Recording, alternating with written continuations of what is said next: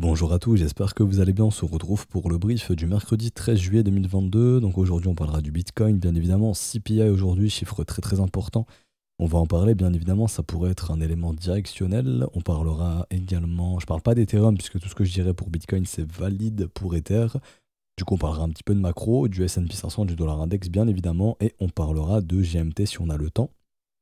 Si jamais on n'a pas le temps, on fera ça demain, mais je pense qu'on aura le temps. D'ailleurs, n'hésitez pas à mettre en commentaire les assets que vous voulez que j'analyse dans les briefs et aussi pour la newsletter. Newsletter qui aura un petit peu de retard, comme je l'ai dit, puisque je suis malade et j'ai envie d'être d'être optimal pour vous sortir cette petite vidéo. Donc n'hésitez pas, vous avez encore le temps d'envoyer vos alts pour que je puisse les noter et que je puisse passer ça en revue dans la newsletter et aussi pour vous inscrire si jamais c'est gratuit, lien en description. Alors, et en commentaire. Alors du coup, le Bitcoin, donc on en avait parlé justement de cette fameuse zone dans laquelle nous sommes. Donc pour nous qui était la zone où on allait probablement venir tant qu'il n'y avait pas de signe de retournement, puisque c'est une zone dans laquelle il y a beaucoup de stop loss d'acheteurs. Donc pour recontextualiser, je sais qu'il y a quelques petits nouveaux qui s'intéressent aux cryptos et du coup à l'analyse technique, si vous me suivez, il y a tout ce qui est concept de liquidité. Pourquoi le marché, enfin j'aime pas trop dire pourquoi le marché se déplace, mais pourquoi il y a de grosses probas que le marché puisse se déplacer ici ou là. Simplement, ce sont des concepts de liquidité. Donc pour faire simple, quand vous allez acheter du Bitcoin sur un contrat perpétuel, donc un contrat, ce qu'on appelle dérivé. Je sais que j'en ai perdu quelques-uns, mais pour faire simple, vous avez le marché spot, donc là vous achetez du Bitcoin que vous pouvez stocker pardon, sur votre ledger, vous avez du vrai Bitcoin et vous pouvez spéculer sur la volatilité du Bitcoin via d'autres contrats. Donc sans détenir le Bitcoin juste, moi j'ai pas envie d'avoir du Bitcoin, je veux juste en fait spéculer dessus. Vous allez vous dire mais le mec il est con, pourquoi il va pas acheter son Bitcoin, il le garde et il le revend plus cher par exemple, ou il le garde. En fait, ici, c'est des gens qui ont besoin de beaucoup de liquidité, c'est ce que ne peut pas offrir le marché spot. Par exemple, il y a des gars qui ont besoin, je sais pas moi, d'exécuter 20 millions. 20 millions sur le marché spot, c'est compliqué, c'est pas assez liquide. Et du coup, on a créé les contrats futurs, contrats perpétuels pour ça. Où il y a des gens qui veulent juste spéculer sur la volatilité du Bitcoin et avoir un contrat qui va synthétiser la variation du prix du Bitcoin, tout simplement. Et là, par exemple, je suis sur Bybit. Donc là, on est sur un contrat qui vient synthétiser, qui revient représenter le prix réel du Bitcoin, mais nous, ça nous permet de spéculer dessus, ceux qui trade sur ce genre de contrat en l'occurrence. Et du coup, il se passe quoi? Maintenant, le marché crypto est beaucoup dirigé par ce genre de contrat, parce qu'on a beaucoup d'argent en jeu, ok? Et le but du marché, tout simplement, c'est de faire perdre la majorité. Parce que pour financer la minorité qui gagne, il faut que la majorité perde, tout simplement. Imaginez une baleine, en gros, qui vient, qui ouvre sa bouche et qui vient inspirer beaucoup de poissons. C'est ça le marché en fait. Et du coup, les zones de stop, imaginez que ce sont des petits filets qui sont posés. Donc en gros, un stop, c'est quoi? Par exemple, vous allez acheter un support, donc voilà, hop, hop, hop, hop, il y a un support qui se déclenche, vous allez acheter, et il y a beaucoup de gens qui vont mettre leur stop loss. Donc en gros, un stop, c'est OK. Si le marché vient ici, je sors de ma position, je clôture mon trade. Un acheteur qui active son stop, c'est un vendeur. Et donc s'il y a des gros poissons qui ont besoin de vendeurs pour eux exécuter leur ordre d'achat, le marché, justement, il peut se déplacer vers ces ordres. Et une fois qu'on y est, les gros achètent les stops. Et c'est ce qui fait qu'ensuite, le marché peut retourner dans l'autre sens. La majorité a perdu parce qu'elle s'est fait capturer son stop.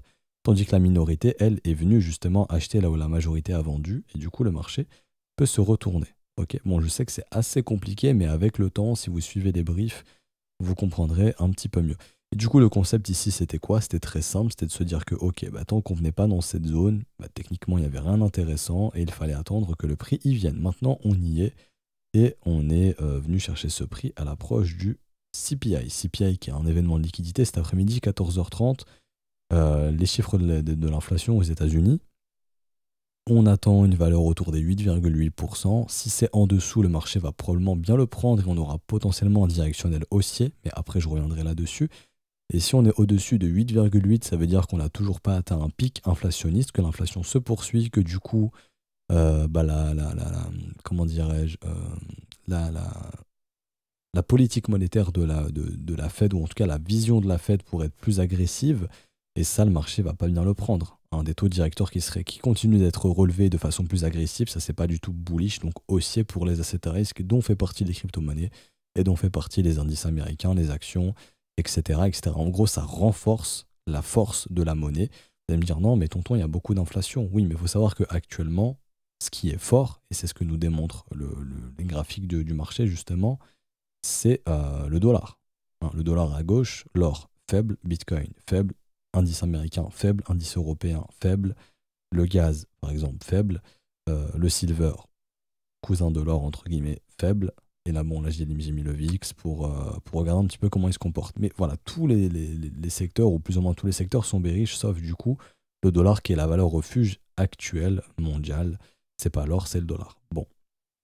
Et tant que ça restera ainsi, bon, bah, les autres secteurs seront faibles. Et du coup, on évolue dans un monde où bah, une poursuite de l'inflation aux US, c'est pas bullish, hein, parce que les US, bah, c'est la plus grosse économie mondiale, tout simplement. Et si ça se passe mal aux US, bah, ça se passe mal un petit peu partout, bien évidemment. Et bon, nous, on a vu en Europe que c'est un peu la merde, plus la merde qu'aux US d'ailleurs.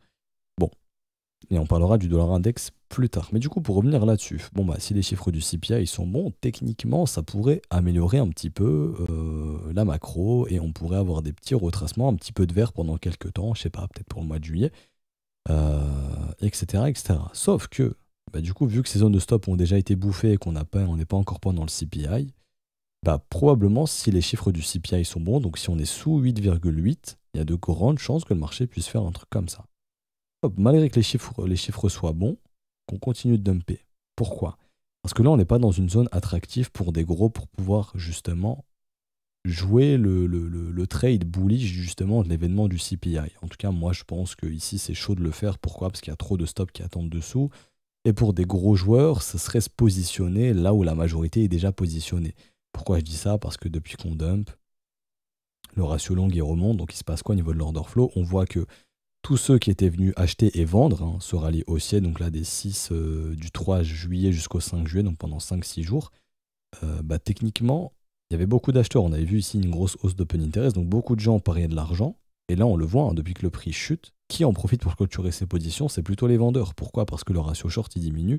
Que dire qu'il y a de plus en plus de shorts qui se clôturent au détriment de longues qui s'ouvrent, ou c'est plutôt les shorters, donc ceux qui étaient bloqués en short, qui en profitent pour se barrer de leur short, et les acheteurs qui, eux, bah, ne sortent pas, voire même continuent d'ouvrir des longues. Ce qui fait que quand vous ouvrez un long, vous avez soit une liquidation qui se crée plus bas, soit vous allez mettre un stop plus bas. Donc si jamais l'événement du CPI aujourd'hui est positif, genre des chiffres en dessous de 8,8, genre je sais pas moi 8,2, ce qui témoignerait justement d'une petite baisse au niveau de l'inflation, on pourrait noter une petite baisse qui pourrait être positive pour les marchés, bah faudrait au moins aller nettoyer cette zone et là pour le coup, là, ensuite, se diriger vers les résistances et du coup retourner vers le haut du range. Donc ça, ce serait un mouvement hyper intéressant. Donc on nettoie la zone des 18 500, grosso modo, on se retourne et là on va vraiment vers les résistances et si c'est vraiment haussier, on break out et après on peut retracer, se diriger vers le chiffre rond des 30 000 par exemple. Ok. Là je sais que bon là je suis beaucoup dans la spéculation, mais c'est pour vous donner un petit peu une idée de comment le marché pourrait se développer parce que s'il est gros, hein, c'est de liquidité ici pour se positionner et que du coup le CPI c'est un bon événement, bah, les indices US pourraient remonter, donc le flux serait acheteur du côté des assets à risque, pardon, c'est ce qui fait que les cryptos pourraient retracer. Donc ça, c'est vraiment un truc à surveiller. C'est pour ça que vraiment, si c'est positif, les chiffres, faites attention. Dès que les chiffres sortent et s'ils sont bien, et que vous venez vous positionner, bah, vous pouvez vous positionner dans la gueule du loup parce qu'il y a trop de stops plus bas. Peut-être que le mouvement intéressant, ce serait de se positionner ici. Ok. Et encore une fois, pas sans condition. C'est pas juste on vient ici, on long, idéalement on attend de voir si le marché peut trouver de la force, etc., pour se retourner. Si les chiffres sont négatifs, bon bah à ce moment-là, on aura probablement une bougie verte, et oui. Juste histoire d'emmerder ceux qui vont venir shorter, genre un truc comme ça, voire même nettoyer au-dessus de ça. Et derrière, tac, tac, tac, et donc la direction sera probablement baissière par la suite. Ok. Ni plus ni moins. Donc attendez vraiment les chiffres du CPI. Et il faut être dans une zone de liquidité claire. Pour moi, ici, c'est plus une zone de liquidité claire en cas de résultat positif, mais la zone en cas de liquidité, enfin, la zone qui peut être intéressante, allez là-bas. En cas de résultat positif, idéalement, le mieux, ce serait de tac, et là, ok, et là, on y va, ok. Donc voilà l'idée un petit peu que j'ai du marché. Et si jamais les chiffres sont pas bons, bon, on va pas lutter contre la macro. Et à ce moment-là, le Bitcoin reviendra probablement tester les 17K5 pour peut-être aller plus bas ensuite, hein, si vraiment les marchés américains se remettent à tomber. J'ai fini pour le Bitcoin, j'ai pas grand chose d'autre à dire. Du coup, pour Ether, c'est la même chose, bien évidemment. Et c'est ce qui fait qu'on peut switcher sur le marché US. Alors, du coup, le S&P 500, bon, comme vous le voyez, je vais juste revenir sur le S&P 500 futur. Alors, ici, notre range que je mets à jour ici, qui est compris entre ces deux bornes. Il n'y a pas de résolution. Lui, le S&P 500, ce qui est intéressant, c'est que sur du court terme, on est venu nettoyer les petits stops. Donc là, c'est plutôt une bonne chose. Et que idéalement, ce qu'il faudrait faire pour le S&P 500 également, c'est soit venir nettoyer les stops ici pareil, une nouvelle fois y faire de la structure, et donc là ce serait une bonne chose. Mais du coup, la prochaine zone de stop sur le S&P pour moi, elle n'est pas avant ici. Et pareil, du coup, si les chiffres du CPI sont bons, ça dump, personne ne comprend pourquoi. Tout le monde se dit, bon bah non, on a long et on est coincé. On va chasser leur stop. Et là, par exemple, c'est vrai qu'il y en a encore un petit peu ici. Là, histoire d'emmerder un petit peu. Et là, le marché se retourne ici. Si on a ça, pareil, ça serait bullish et ça serait corrélé au Bitcoin. Lui serait plutôt vers les 18,5, 18 500. Entre 18 et 18,5 probablement. Lui, le S&P, ça serait vers les 3700 points. Et là, pareil, on aurait peut-être la possibilité de se retourner par la suite et d'avoir un S&P qui retourne vers les 4100 points environ. À l'instant T, je vois, c'est difficile d'être bullish sur le S&P en horaire. La dynamique reste baissière. Il n'y a aucune rupture au niveau du momentum baissier. Simplement, je prends une trendline, je trace. On est toujours sous l'effet du momentum baissier. À part des stops ici qui ont été chassés, un petit rebond, je vois pas grand chose. Donc attendons les chiffres du CPI. S'ils sont bons, une meilleure zone de liquidité serait plutôt à attendre et ce serait plutôt sous les 3740. Ce serait plutôt une bonne chose. Quelque part par là. Et encore une fois, si on a des signes de force, etc. Le plus intéressant, bien évidemment, c'est le dollar index qui part dans une parabole. On en a parlé, c'est une parabole. Une parabole, ça se finit comment? En blow-off top très généralement, c'est-à-dire une accélération violente. On a l'attention des médias, donc si vous regardez justement l'étude d'une bulle d'un marché, je dis, enfin le dollar, je dis pas que le dollar est une bulle, hein, juste le dollar index se comporte comme une bulle. Et donc là, on est dans la phase où, vous voyez, on est là où le grand public va s'intéresser. Les gens commencent à en parler, on en avait parlé, on en a besoin. La parité euro-dollar, il y en avait besoin. Je ne sais pas si j'en ai parlé sur YouTube, mais j'en ai parlé avec les élèves, du coup, je ne sais plus, mais je pense que j'ai dû en parler sur YouTube. Le euro-dollar parité était extrêmement important pour que les médias puissent en parler, pour que les gens puissent se dire que l'euro va s'effondrer. Et du coup, si on veut instaurer un top sur le dollar, il faut que les gens vendent leurs euros pour du dollar très très probablement. Et ce qui fait que là, on arrive dans la phase où on est arrivé des médias, où vous allez voir tous les médias qui vont en parler, même vos proches vont probablement vous en parler, sans trop savoir comprendre ce qui est en jeu, sans savoir pourquoi, mais vont juste vous dire « Ah, t'as vu, 1 euro égale 1 dollar ». Et ensuite, on continue de monter, ce qui fait que l'euro perd de sa valeur, 0,98, 0,95, 0,90, etc. Et là, les gens vont commencer à se dire « Waouh, notre euro, il est en train de mourir », ce qui engendrera probablement une grosse inflation en Europe, encore plus que ce qu'elle ne l'est actuellement, et du coup une BCE, donc une banque centrale européenne, qui va devoir agir et vite, et du coup relever ses taux d'intérêt, qu'elle ne fait pas forcément actuellement, ou en tout cas elle est longue à le faire, et du coup elle sera forcée d'agir, et ça serait peut-être ça l'élément déclencheur pour le dollar index, ok. Mais là, à l'instant T, ça c'est une parabole, et ça se finira pas avant un blow-off top. Et du coup, mais pour l'instant, il n'y a pas justement de blow-off top encore pour l'instant. Donc on en a besoin. Ok, un truc comme ça, genre une grosse dernière montée violente, un gros rejet, un rebond, et bam. En gros, que ça se termine comme ça. La désillusion, où on est cupide, ah le dollar, c'est la monnaie qui va nous sauver, blablabla. Sauf que bah probablement non. Et derrière le top du dollar. Et du coup, bon bah on pourrait retourner à la normale, entre guillemets, sur les actions, les indices, etc. Possiblement. Après, encore une fois, ça mettra du temps, ça ne sera pas en 2 jours. Mais il est vrai que pour le coup, le dollar index est vraiment très bullish. Et tant qu'il sera aussi bullish que ça, tout ce qui est asset à risque, etc., c'est à mettre de côté. En tout cas, pour l'investissement, mon humble avis, c'est peut-être encore trop tôt. Et ouais, ça reste bullish. Les momentum sont haussiers. Pour l'instant, voilà, ça reste haussier, même en mensuel. Hein, on est sur des gros W au niveau du momentum. Ça reste haussier. On peut pas blablater là-dessus. Et du coup, on peut pas savoir jusqu'où ça va se finir. On a l'intérêt des gens, on a l'intérêt des médias. Donc maintenant, ça peut vite, vite, vite accélérer jusqu'à ce qu'on ait ce qu'on appelle un blow-off top. Ok. Donc en gros, c'est un top qui se marque très vite comme ça. Où là, ça accélère, ça devient n'importe quoi. Il y a tout le monde qui se dit oui, bon, je vais acheter du dollar maintenant, je vais échanger mes euros, je vais acheter du dollar au pire endroit. Et du coup, jusqu'à ce qu'on ait un retournement brutal comme ça. Et là, c'est généralement la fin du trend et ensuite le marché se retourne. Combiné justement à une BCE qui devrait être plus agressive sur ses taux. Parce que ça, on en a déjà parlé aussi, mais les taux en Europe, ils sont encore négatifs. Là, aux US, ils les ont déjà montés depuis très très longtemps. Donc les taux court terme sont fixés justement par la Fed du côté des US et de la BCE en Europe. Enfin, par la BCE en Europe, et du coup les autres taux qui sont fixés par le marché. Par exemple, le taux 20 ans aux US, il est à 3,40, en Europe, il est à 1,37. Et les taux court terme, donc la Fed, eux, ont déjà relevé leur taux court terme à 2%, à plus de 2%, là où en Europe, on est encore négatif à moins 0,2%. Donc c'est pour cela qu'on a un euro qui est aussi faible.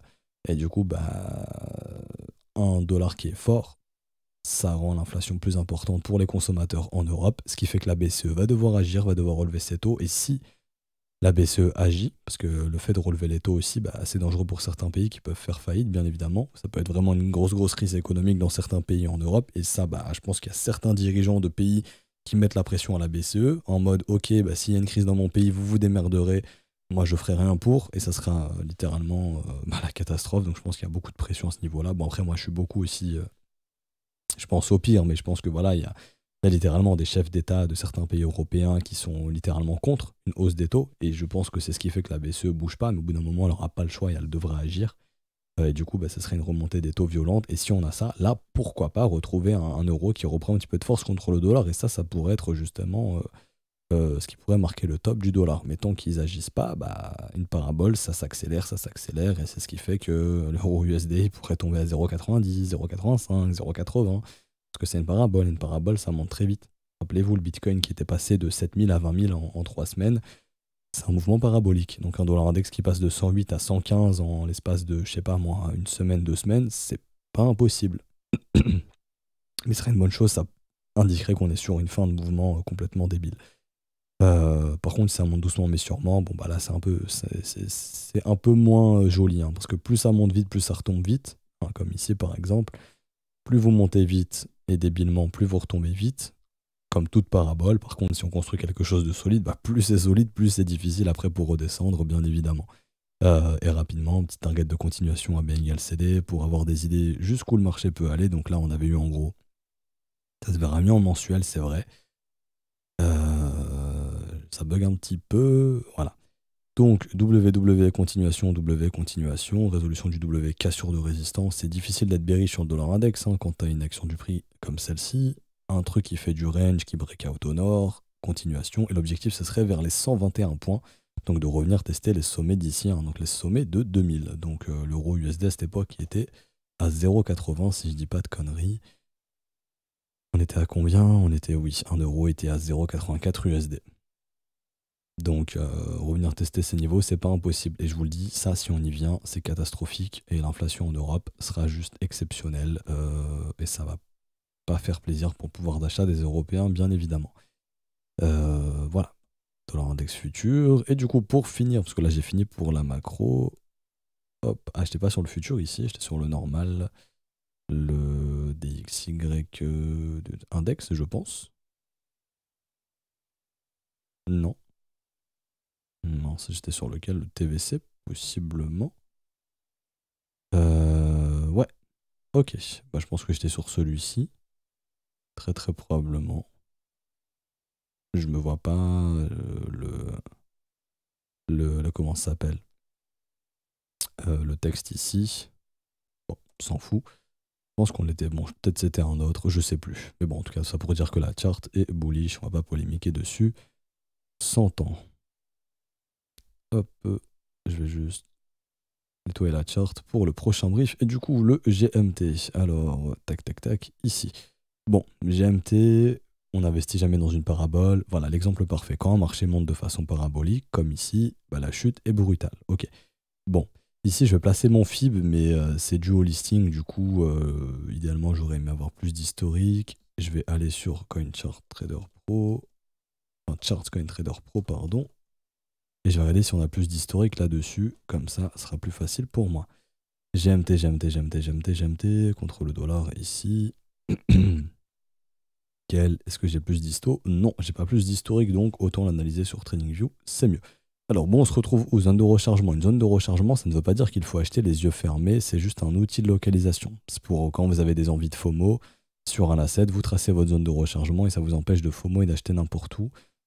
Et de rester rationnel et de se dire ok, je n'achète pas tant que je ne revois pas un retournement de marché dans cette zone précise qui est une bonne zone d'achat, mais c'est juste une raison de localisation. Ce qu'il faut en plus de cela, c'est vraiment des signes de retournement, chose qu'on n'a pas forcément sur le GMT actuellement. On a eu un petit signe ici, voilà une petite structure sympathique qui a déclenché un rebond, ok très bien. Mais là, à l'instant T, on est dans la création de ce qu'on appelle un range. Bon, donc entre cette borne ici et cette borne ici. Il faut savoir qu'un marché se retourne jamais, enfin c'est très rare, à part quand on est dans une parabole très très agressive justement. Mais très généralement, un marché passe par une phase baissière, donc ce qu'on appelle une dynamique baissière, puis il crée un range. Et quand on casse au nord, on reprend ce qu'on appelle une dynamique haussière, donc creux et sommet ascendant, et c'est ce qui fait qu'on peut redevenir bullish. Ce qu'il faudrait, c'est passer du temps. Plus on va passer du temps dans ce range sans le casser au sud, si on le casse au nord, plus on passe du temps dedans, plus ça va devenir puissant. En gros, ça voudrait dire vraiment que les acheteurs ont posé un sacré bottom ici et qu'on pourra retourner au nord. Ok. Et du coup, ce qu'il faudrait, c'est rester là-dedans encore quelques temps, travailler pour breakout. Ensuite, si on a ça, c'est super. Tant que je ne vois pas ça, je ne pourrais pas parler de bottom définitif sur le GMT parce que jusqu'à preuve du contraire, la dynamique majeure reste encore baissière. Ok. Maintenant, voilà, ce serait pas dégueulasse si on peut rester dans le range et qu'on breakout au nord. Ça, c'est pour la vue daily. En weekly, le mieux, bien évidemment, ce serait d'avoir une belle structure comme ça. Hop, un beau W weekly ici qui pourrait encadrer peut-être une entrée. Après, encore une fois, tant que le Bitcoin ne se retourne pas non plus ou n'est pas dans un swing haussier, c'est très compliqué de se positionner sur les alts. Hein.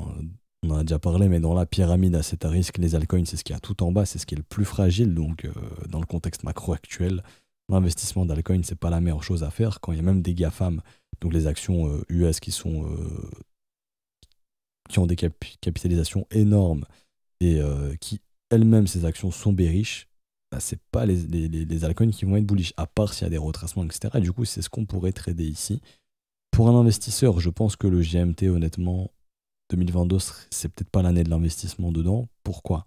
Parce que 2022, côté asset à risque, c'est pas une année d'investissement pour l'instant. Tant que le dollar index reste aussi fort, tout ce qui est asset à risque, c'est à mettre de côté. Hiver 2023, si les choses se sont calmées, pourquoi pas avec une bonne fenêtre autour de l'halving du Bitcoin en 2024 si l'asset ne meurt pas et qu'il se met à performer.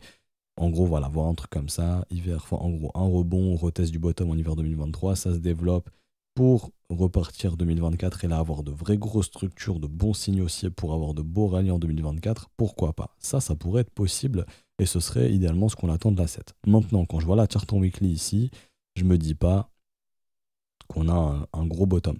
Je vois ici qu'il y a des gens qui défendent cette zone, beaucoup des 80 centimes, ok, qu'on a une petite pattern de retournement en weekly. Donc ça, c'est ce qui peut aider justement à retracer. Mais pour l'instant, sans plus. Si franchement on rebascule sous les 70 centimes, c'est vraiment pas bon signe et ça sera probablement annonce de continuation baissière et on pourrait littéralement revenir tester les prix de... Bon, j'avoue, là, ce serait un peu compliqué de revenir à 1 demi-centime, j'avoue. D'ailleurs, ouais, vu qu'on est sur du 1 demi-centime au listing, en log, là, le FI peut être intéressant. J'avais pas pensé, mais c'est vrai que ça peut être intéressant. Hop, donc une zone de rechargement log, c'est entre 10 centimes et 3 centimes. Bon, après, j'avoue, ça peut être un petit peu abusé. Il y a d'abord le premier arrêt ici à 40 centimes.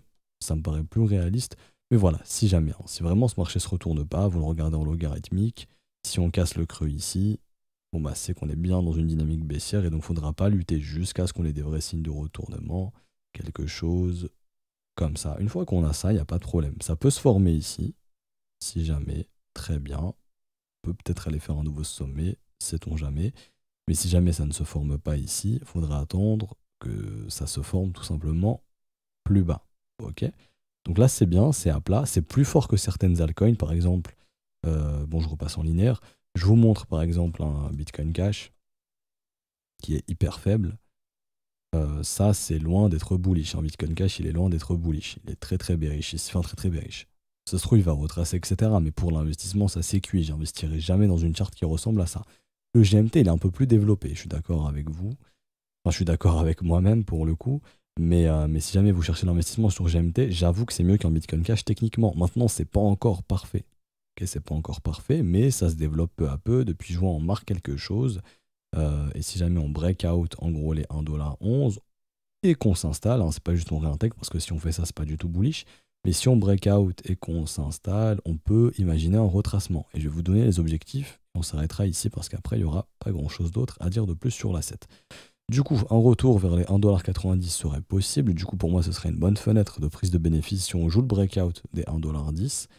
Et ensuite un retracement de moitié, rien de plus classique, vers les 2,40 $. Et ensuite une zone de rechargement de short entre 3,40 $ et 2,78 $. Mais il va falloir y monter vers ces zones de prix. Si le Bitcoin se met à retracer cet été, que les chiffres du CPI sont bons, qu'on a capturé la liquidité, etc., que vraiment tout s'aligne, à ce moment-là, oui, si on a un rallye des alts, au moins un GMT qui revient vers les 1,90 $, c'est fortement possible.